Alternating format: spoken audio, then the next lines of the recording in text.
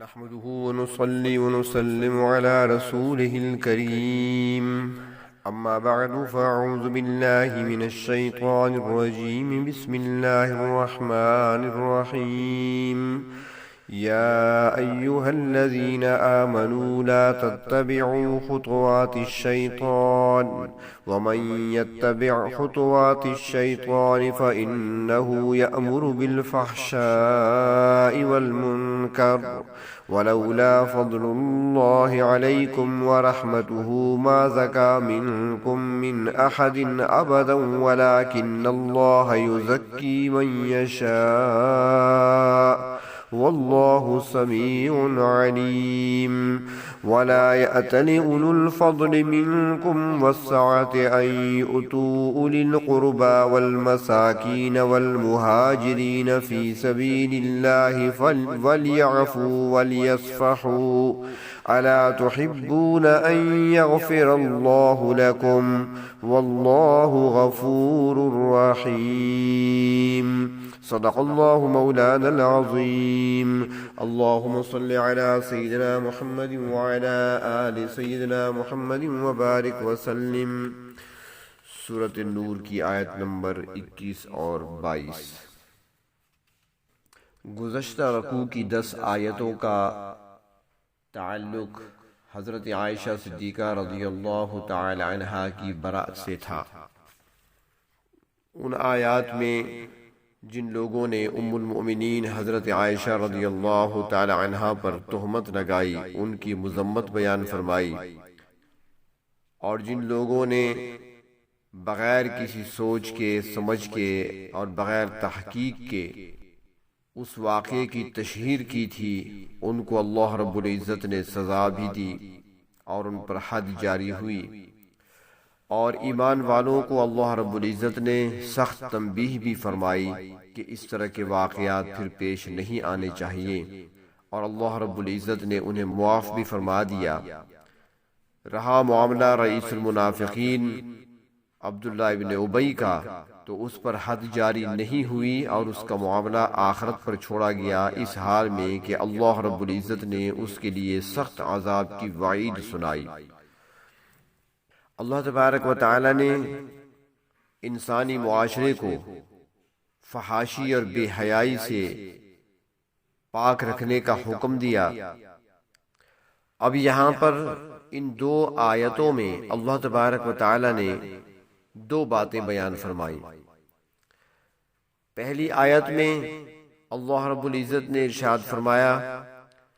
کہ جو قانون تمہارے لیے مقرر کر دیا گیا ہے رب تعالیٰ کی طرف سے، اس قانون کی پابندی کرو، اور قانون کی پابندی نہ کرنا ایسا ہے جیسا شیطان کے نقش قدم پہ چلنا۔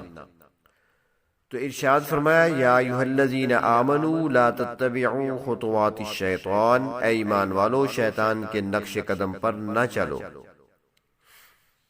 یعنی شیطان کی چالوں سے ہوشیار رہو۔ مسلمان کا یہ کام نہیں ہے کہ وہ شیطان کے ساتھ قدم ملا کر چلے، شیطان انسانوں میں سے ہوں یا جنات، کیونکہ شیاطین کا تو مشن ہی یہی ہے کہ لوگوں کو بے حیائی اور ناجائز کاموں کی طرف لے جائیں۔ تو تنبیہ کی جا رہی ہے، بتایا جا رہا ہے کہ تم جان بوجھ کر ان کے فریب میں کیوں آتے ہو؟ اگر شیطان کی راہ اپناؤ گے تو وہ تمہیں گمراہ کر کے چھوڑے گا۔ اگر تم سنورنا چاہتے ہو اور اپنی اصلاح کرنا چاہتے ہو اور اپنی آخرت کو درست کرنا چاہتے ہو تو پھر اللہ رب العزت کی طرف آؤ اور اللہ کے رسول صلی اللہ علیہ وسلم کا دامن پکڑ لو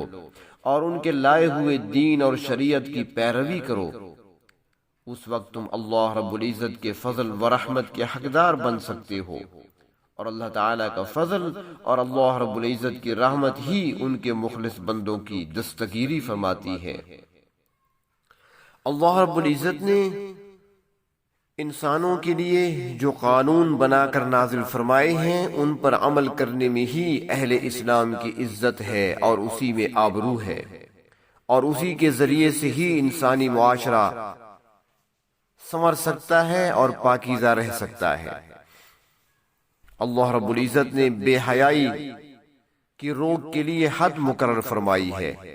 تاکہ بدکار اور غلط کار قسم کے لوگوں کو برائی سے روکا جا سکے۔ اس طرح اگر میاں بیوی کے درمیان ایک دوسرے پر الزام لگانے تک بات جا پہنچے تو اس معاملے کو حل کرنے کے لیے بہترین قانون اللہ رب العزت نے دیا ہے۔ معاشرے کی درستگی کے لیے اس سے بہتر قوانین نہیں ہو سکتے، تو اس لیے چاہیے اہل ایمان کو کہ ان قوانین کی لازمی پابندی کریں، ورنہ اگر ان قوانین کو توڑا جائے گا، ان پر عمل نہیں کیا جائے گا تو دنیا میں چین نصیب نہیں ہوگا اور نہ ہی پھر آخرت کے عذاب سے بچا جا سکے گا۔ تو فرمایا کہ شیطان کے نقش قدم پر مت چلو، وَمَن يَتَّبِعْ خُطُوَاتِ الشَّيْطَانِ، جو کوئی شیطان کے نقش قدم پہ چلے گا، فَإِنَّهُ يَأْمُرُ بِالْفَحْشَاءِ وَالْمُنکَرِ، وہ تو بے حیائی اور بری باتوں کا ہی حکم دیتا ہے۔ شیطان سے اچھی اور نیکی کی بات کی توقع نہیں کی جا سکتی۔ شیطان کے نقش قدم پر چلنے سے مراد کیا ہے؟ فرماتے ہیں کہ اس سے مراد یہی ہے کہ اللہ تبارک و تعالیٰ نے جو قوانین نازل فرمائے ہیں ان کی پابندی اگر نہ کی جائے اور اپنی خواہشات کو ہی سامنے رکھا جائے تو یہ شیطان کی پیروی ہوگی یا پھر اپنے خواہشات کی اتباع ہوگی۔ اور اسی طرح کوئی اگر اپنے قومی، علاقائی، خاندانی رسم و رواج کے پیچھے چلتا ہے، اللہ رب العزت کے احکامات کی پرواہ نہیں کرتا، تو یہ بھی شیطان کی اتباع کے مترادف ہے۔ حکم دیا گیا ہے نبی اکرم صلی اللہ علیہ وسلم کی سنتوں کو اپنانے کا۔ اگر کوئی سنت کو چھوڑ کر اس کی جگہ بدعت کو اختیار کرتا ہے تو یہ بھی اسی شمار میں آتا ہے، کیونکہ اگر شیطان کی پیروی کرو گے تو بے حیائی اور برائی کے اندر مبتلا ہو جاؤ گے، اپنے دنیاوی حالات کو بھی درست نہیں رکھ سکو گے اور آخرت کے عذاب سے بھی اپنے آپ کو پھر بچا نہیں سکو گے۔ اللہ رب العزت کے قوانین کی پابندی کرنا ہی صراط مستقیم ہے اور اسی کے اندر انسانیت کی کامیابی اور فلاح ہے۔ قرآن پاک نے ہر معاملہ میں قانون کی پابندی کا حکم دیا ہے۔ کہیں پر حلال و حرام کی پابندی کا تذکرہ فرمایا تو کہیں نکاح و طلاق کے معاملہ میں پابندی عائد کر دی گئی، کہیں پر نماز و زکوٰۃ کا حکم دیا گیا تو ساتھ ہی کہیں شرک سے منع بھی کیا گیا۔ تو جو قوانین اللہ تبارک و تعالیٰ نے نازل فرمائے ہیں ان کی پابندی کا حکم دیا اور ان کی پابندی کو چھوڑ کر دوسرے راستے اختیار کرنے کو شیطان کا اتباع قرار دیا۔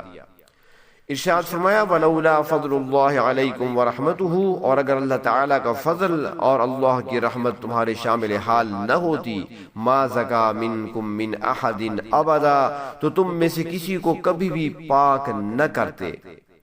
یہ اللہ رب العزت کا فضل اور اس کی رحمت تھی کہ اللہ تبارک و تعالیٰ نے تہمت لگانے والوں کو توبہ کی توفیق عطا فرما دی اور پھر ان پر حد جاری کر کے ان کو پاک کر دیا گیا،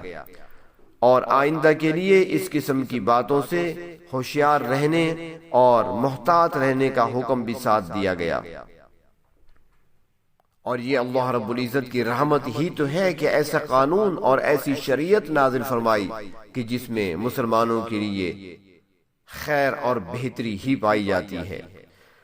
فرمایا وَلَٰكِنَّ اللَّهَ يُزَكِّي مَن يَشَاءُ، اللہ تعالیٰ اپنی مہربانی سے جس کو چاہتی ہیں پاک کر دیتے ہیں۔ جس کو توبہ کی توفیق مل گئی اور معافی حاصل ہو گئی وہ پاک ہو گیا۔ اور فرمایا کہ واللہ سمیع علیم، اللہ تبارک و تعالی ہر بات کو سنتے ہیں اور ہر چیز کو جانتے ہیں۔ اللہ رب العزت تمہاری نیت اور ارادے سے بھی واقف ہیں۔ اب دوسری آیت میں دوسری بات کو بیان فرمایا، ارشاد فرمایا وَلَا يَأْتَلِ أُولُو الْفَضْلِ مِنْكُمْ وَسَعَةٍ، اور نہ قسم اٹھائیں تم میں سے صاحب فضیلت اور وسعت والے اس بات سے ان یؤتوا اولی القربى والمساکین والمہاجرین فی سبیل اللہ، کہ وہ نہ دیں گے قرابت داروں، مسکینوں اور اللہ کی راہ میں ہجرت کرنے والوں کو۔ جیسا کہ پہلے عرض کیا تھا کہ حضرت عائشہ صدیقہ رضی اللہ تعالی عنہا پر طوفان اٹھانے والوں میں کچھ صحابہ کرام بھی بھولے پن سے شریک ہو گئے تھے، ان میں حضرت حسان رضی اللہ تعالی عنہ اور حضرت زینب کی بہن حضرت حمنہ رضی اللہ عنہا، اور ایک صحابی جو کہ بدری صحابی ہے حضرت مصطح رضی اللہ تعالی عنہ، جو کہ ایک مفلس مہاجر تھے اور حضرت ابو بکر صدیق رضی اللہ تعالیٰ عنہ کے بھانجے یا خالہ زاد بھائی تھے۔ اس واقعے سے پہلے حضرت ابو بکر صدیق رضی اللہ تعالیٰ عنہ ان کی مالی مدد فرمایا کرتے تھے۔ جب یہ واقعہ پیش آیا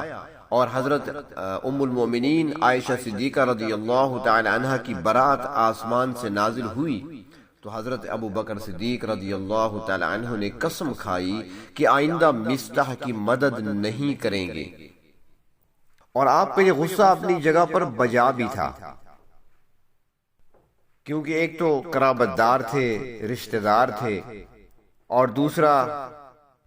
قریب بھی تھے، حضرت صدیق اکبر رضی اللہ تعالی عنہ ان کے محسن بھی تھے، تو یقیناً پھر غصہ تو یقیناً آتا ہے کہ اپنا ہو کر اس نے ایسی حرکت کیوں کی ہے۔ تو حضرت ابوبکر صدیق رضی اللہ تعالیٰ عنہ نے اس شخص کی مالی امداد روک دینے کی قسم اٹھائی، اور اللہ رب العزت کو یہ بات پسند نہیں آئی، اور اللہ تعالیٰ نے ایسی قسم سے منع فرما دیا۔ یہاں پر صاحب فضیلت فرمایا ہے، اور صاحب فضیلت حضرت ابوبکر صدیق ہی ہیں کہ پوری امت میں سب سے زیادہ فضیلت انہی کو حاصل ہے۔ حضرت ابوبکر صدیق رضی اللہ تعالیٰ عنہ زہد و تقوی کے لحاظ سے بھی افضل ہیں، حضور اکرم صلی اللہ علیہ وسلم کے سسر اور اولین جانشین بھی ہیں، مالی لحاظ سے بھی آپ صاحب وسعت تھے، اللہ تبارک و تعالیٰ نے مال و دولت کی بھی فراوانی عطا فرمائی تھی، اور آپ غریبوں، مسکینوں، رشتہ داروں کی مدد بھی فرماتے تھے۔ تو جب حضرت ابوبکر صدیق رضی اللہ تعالیٰ عنہ نے غصے میں آ کر حضرت مصطح کی امداد روک لینے کی قسم کھائی تو اللہ تبارک و تعالیٰ نے فرمایا کہ تم میں سے دینی کمال اور مالی وسعت رکھنے والے قسم نہ کھائیں کہ وہ رشتہ داروں، غریبوں اور اللہ کی راہ میں ہجرت کرنے والوں کی مدد نہیں کریں گے، بلکہ ان کا ظرف تو بہت بڑا اور ان کے اخلاق بہت بلند ہونے چاہیے، وَلْيَعْفُوا، اور چاہیے کہ انہیں معاف کر دیں۔ جب اللہ رب العزت نے ان کی توبہ قبول کر لی ہے، ان کو سزا مل گئی ہے، تو اب معاملہ ختم ہونا چاہیے، وَلْيَصْفَحُوا، اور درگزر کرنا چاہیے، یعنی اس بات کو اب ذہن سے بھی نکال دینا چاہیے، اور اب اس بات کے تذکرے بھی نہیں ہونے چاہیے۔ فرمایا أَلَا تُحِبُّونَ أَن يَغْفِرَ اللَّهُ لَكُمْ، کیا تم اس بات کو پسند نہیں کرتے کہ اللہ تعالیٰ تمہاری لغزشوں کو معاف کر دے؟ غلطیاں تو تم سے بھی ہوتی ہیں، اور جب تم چاہتے ہو کہ تمہاری کوتاہیوں کو معاف کر دیا جائے تو جن مومنوں نے اس واقعے میں غلطی کی ہے تو ان کے لیے بھی معافی کو پسند کرنا چاہیے، ان کے معاملے کو مزید لمبا نہیں کرنا چاہیے۔ ہر مومن بندہ اللہ تعالیٰ سے عفو و درگزر کی امید رکھتا ہے، تو اس لیے بندوں کو چاہیے کہ وہ بھی دوسروں کے ساتھ یہی معاملہ کریں۔ حدیث شریف میں آتا ہے مہربانی کرنے والوں پر رحمان مہربانی کرتے ہیں، اور فرمایا گیا کہ زمین والوں پر مہربانی کرو، آسمان والا تم پر مہربانی کرے گا۔ جب حضرت ابوبکر صدیق رضی اللہ تعالیٰ عنہ نے یہ آیت سنی تو فوراً جواب دیا کہ بے شک اے پروردگار،